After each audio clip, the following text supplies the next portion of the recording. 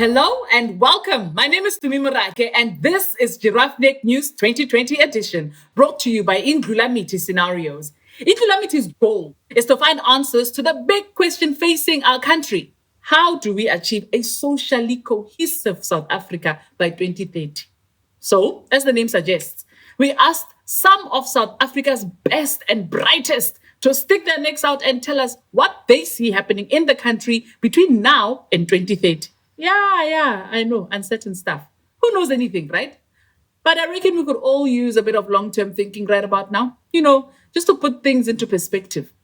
So let's open our ears, our hearts, our minds, and just somehow open everything, man. Like put Vicks, Vic Parab all over. And then just take a look at where we've been, at where we're going, and what can we do now. Just to be clear, Indlulamithi Scenarios doesn't claim to have a crystal ball or any special powers of prophecy. It's not like they hire Sangoma to throw the bones. I see social cohesion and reduced inequality. Vulnerable. No. These guys have done their research. Scenario planning, it's a whole thing, apparently. Lots of countries do it, and we've used scenarios before in South Africa, to make big decisions like in the early 90s. So, in these uncertain times, long-term scenario planning is more relevant than ever. It's all about making informed choices, not just reacting to what's going on out there, like, yo, there's a virus. Hey, there's load shedding. Now, we aren't going to get into the hardcore scenario data in this broadcast because it's a lot. And it's all available online. Instead, we're going to have some fun and take a run through some of the headlines that defined 2020 so far. Because, there's important stuff happening and we can't just throw it all into a graph, just in case. Oh, and one more thing before we get started. I know we're all about giraffes, but let's take a moment to acknowledge the very, very small elephant in the room. You know that one, eh? You see, we were all ready with our 2020 report at the end of February, and then coronavirus, COVID-19, Miss Rona, Coco, whatever you want to call it, just came out and then just. I mean, this virus, it's all like everything I'm actually unable to We'll talk later. The thing to remember is that all the issues facing our country before the pandemic are still there, ticking away like a time bomb. Like the poverty, the hunger, the unemployment, credit downgrades, all that bad stuff. We may have forgotten them for a while. I mean, we've had other things on our minds, like surviving lockdown and dealing with corona here. But none of the challenges facing South Africa pre-pandemic have gone away. The virus just added a new crisis on top of the old ones, like an overloaded taxi, making everything worse. Right, everyone got that? Y'all ready for this? Strap on your seatbelts, it could get bumpy. Pre-corona, we were already facing some pretty serious challenges. Take Eskom, the drunk uncle of state-owned enterprises. Yeah, Eskom. Like if the eye roll emoji and the facepalm emoji had a baby? Yeah. And they kind of deserve the hate, Unplanned power outages, lack of maintenance, severe mismanagement, spiraling debt, deep-rooted corruption, and wet coal. Because apparently Eskom's never heard of an umbrella. Then, just when we thought it was over, widespread load shedding that spiked at stage 6. A level so bad we didn't even know it existed. You do have to wonder, what's going to kill our economy first? Load shedding or the virus? Hey, good bird. On the positive side, you see what I did there? Positive, power, no. Eskom has a brave unbundling plan and a new CEO who seems to be moving things in the right direction. Fingers crossed, Andre. Not a job I'd want to have. Like seriously, I'd rather juggle snakes for a living. Thank you very much. Also on the bright side, bright lights? No, there was a policy shift somewhere deep inside the machine, opening the door to alternative power production. Now that means mines can now build their own power plants, more solar and wind farms can supply power to the grid, and a glorious future free from load shedding awaits. Hallelujah! Amen! Power to the people! No? Okay. Well, we're finally reducing our reliance on burning coal, so that's good for the environment, right? The environment, eh? You remember that one? The environment. Yeah, it also has problems. Speaking of state-owned enterprises, if Eskom is the unreliable uncle, SAA is the fancy auntie with too much makeup who keeps asking for mine. For years now, government spent billions, okay, to keep our national airline afloat. Or is it a flight? Eh? Do airlines float? Anyway, SAA was a bottomless pit paralyzed by a management crisis that gave out more golden handshakes than King Midas himself. At least now, a certain SAA big shot has been declared a delinquent director, which actually sounds cool, but it isn't. It really isn't.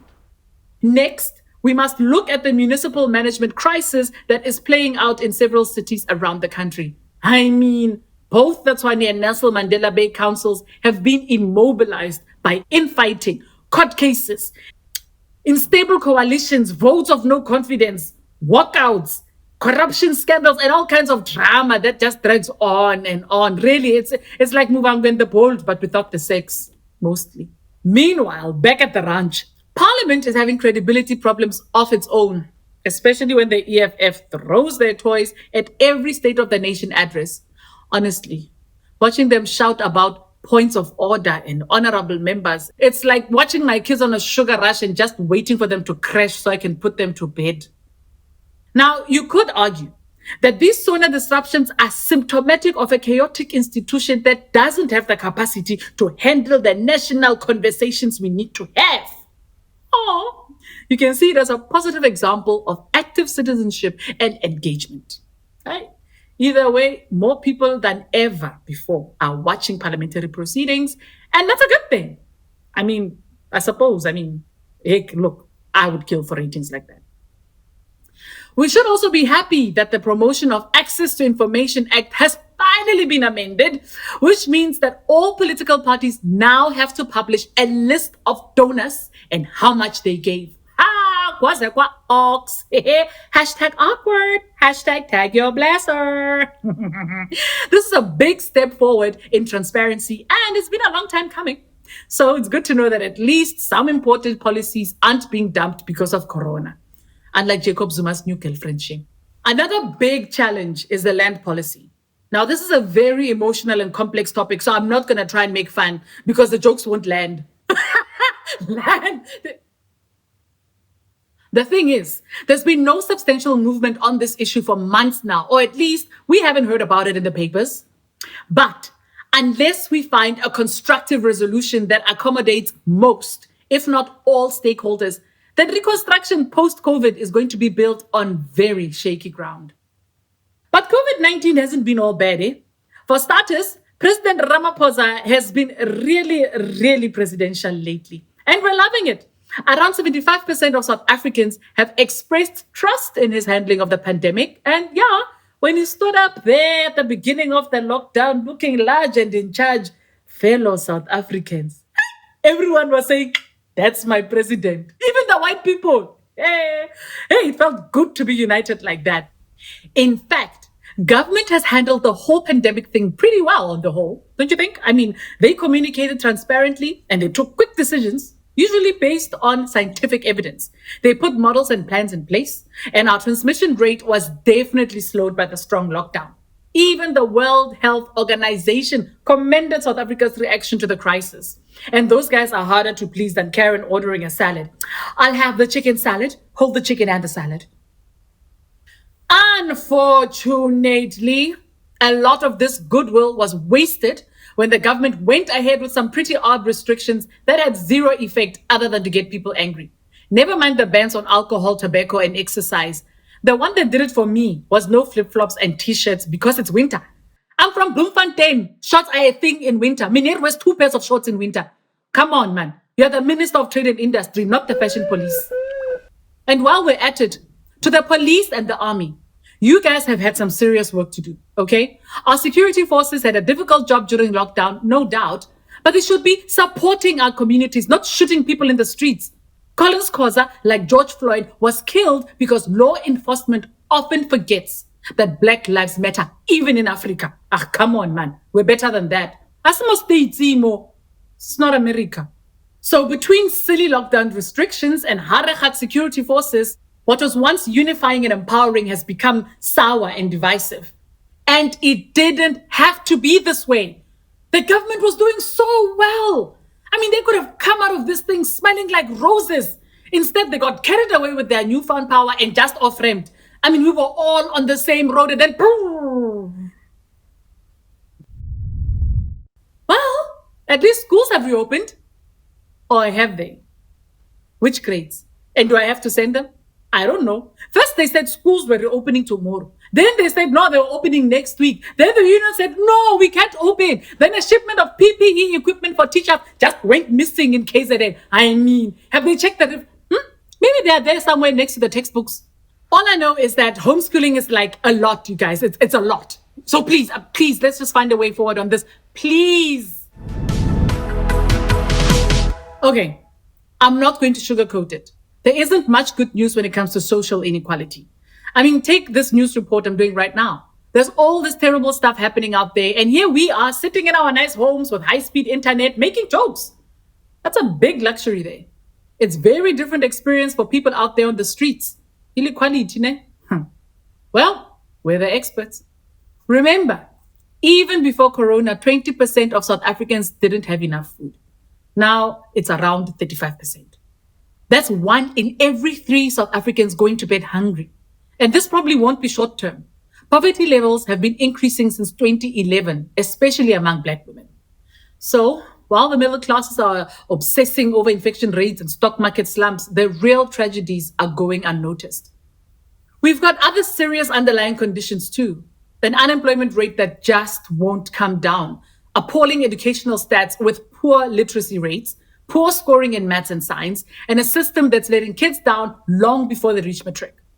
Meanwhile, too many people are dying of preventable diseases or through substandard care. Now, with the virus providing another major distraction to our already ADD health services, we're seeing a disruption in the treatment of chronic conditions like TB and HIV. You know, it's like COVID just filled up the dome and these other guys can't find a venue. All in all, we're seeing that COVID impacts the rich differently from the poor, the formally employed differently from the informal worker. So everyone's talking about social distancing, but you try keep your distance when you're living in a room with 4 other people, ekasi. Meanwhile, rich people have just discovered how to bake their own bread. And down the road, there's a line for food parcels. Like, there it is. There's COVID highlighting inequality, stripping it bare, #no filter. Who cares about your sourdough starter, Karen? Huh? Your bread looks burnt anyway. #not all Karens. True to say that the financial impact of the virus is hurting everyone at some level. But the emotional effects of the lockdown are also pretty devastating.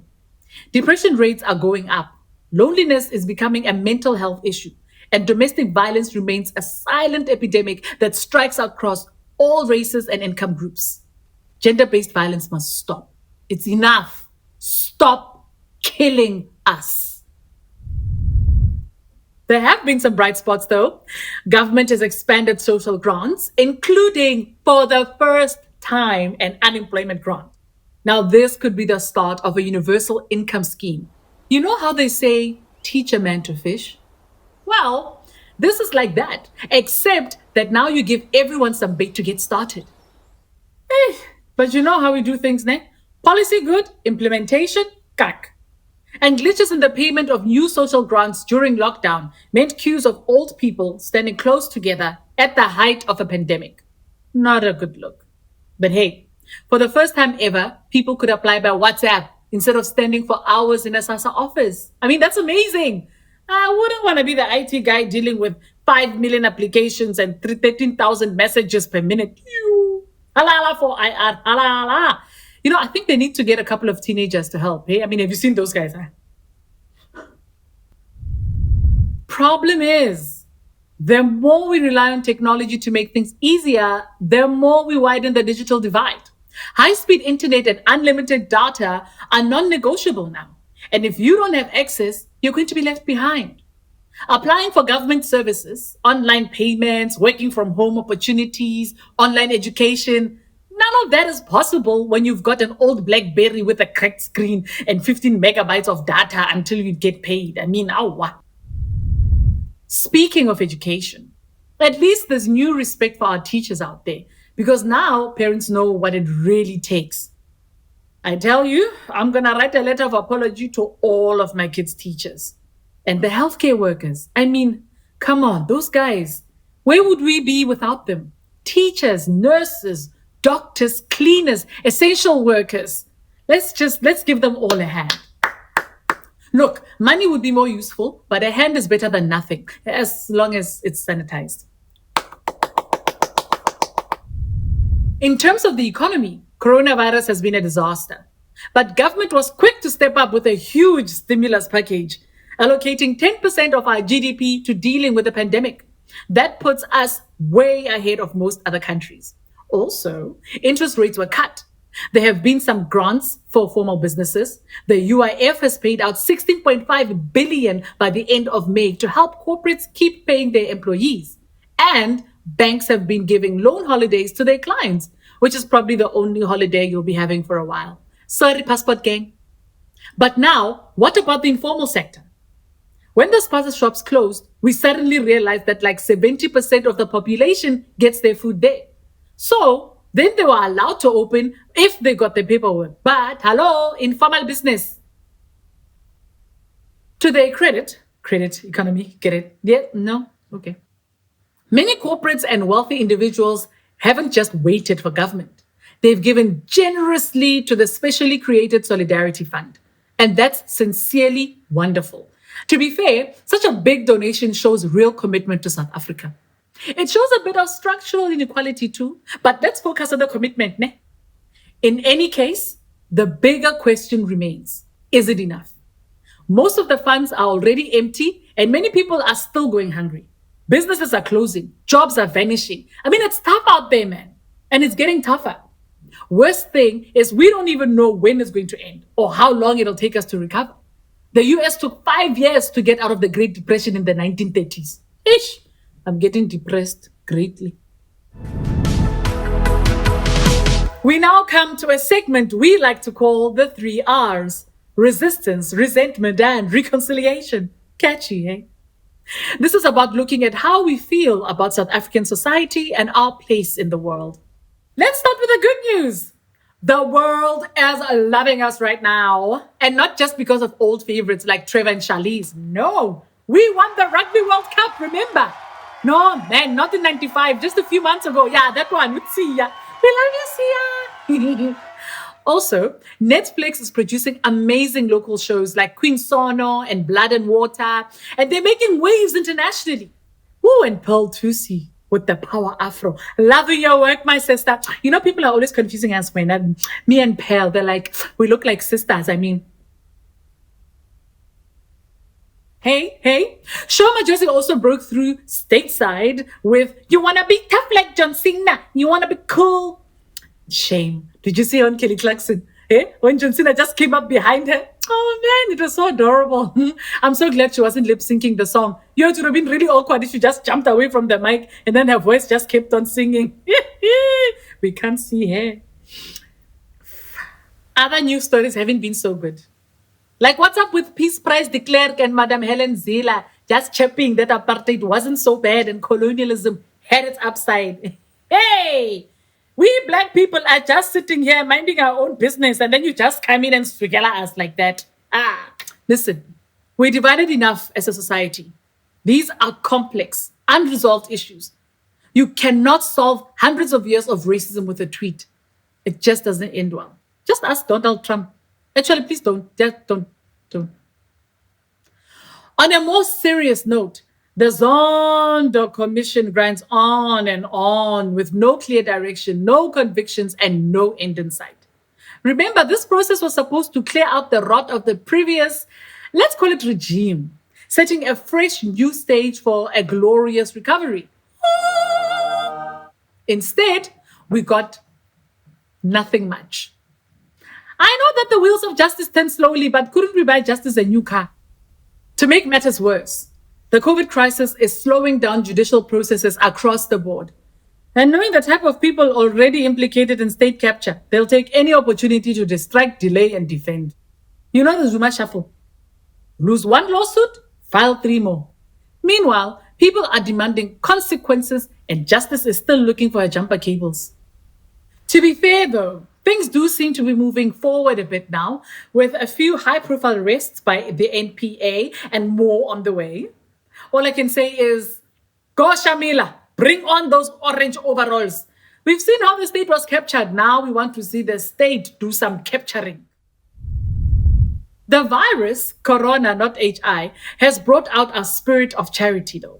Plenty of community based organizations and people's coalitions are stepping in to provide food parcels, shelter, clothing, water, emotional support, and other necessities, which, let's be honest, are social issues that should have been addressed long before COVID.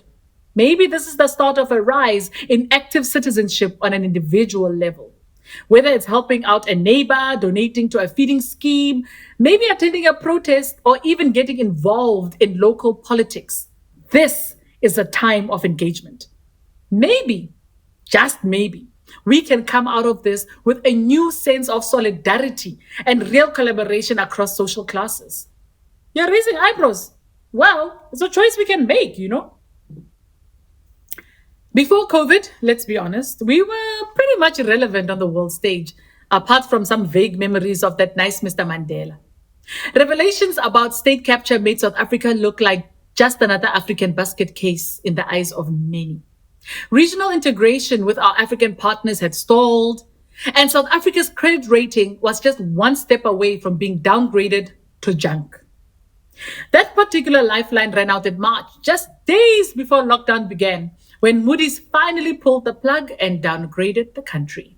Sure. You know, there's been so much going on, I'd actually forgotten that we're junk status. Anyway, I'll make some time to worry about that maybe sometime next week, Thursday. The good news is that the virus has, in many ways, brought the rest of the world down to our level. No, think about it. Now, America has a huge unemployment rate. Britain can't seem to formulate a single coherent policy. And the European Union is fighting like stray cats in a Sea Point alley. And BRICS, remember when we were the poor little cousin in BRICS? Well, China, let's just say stop eating bats, ne? And India, they gave a country of 1.3 billion people 4 hours notice. 4 hours before going into total lockdown. Brazil, they're digging mass graves in the Amazon, while their president calls coronavirus a hoax invented by his enemies. Anyway, at least we're all in the cuck together, and South Africa is looking comparatively sane next to some of our global partners. So good for us, ne? I suppose. Is that good news? Does anybody know? I mean, I can't tell anymore. Our international standing is also rising in the scientific community. And there's been some incredible collaboration between South Africa and researchers around the world as everyone comes together to develop an effective vaccine, which, let's be honest, is the only thing that will actually end this madness once and for all. So come on, scientists, do your science and save us all. Scientists, make our plan. If we can't do it, no one can. Go scientists! And so, as we near the end of our show, only one burning question remains. If you had to pick a song to describe the year ahead, what would it be? Yes, we asked over 900 people to choose their song of the year, and here are the results. Drum roll, please. And the second runner-up is that place. So why don't you just say that place? Anyway, at number 3, Heal the World by Michael Jackson. Great song, problematic singer. Let's move on. In second place, it's Senzenina, that powerful anthem of endurance and solidarity. Senzenina, Senzenina.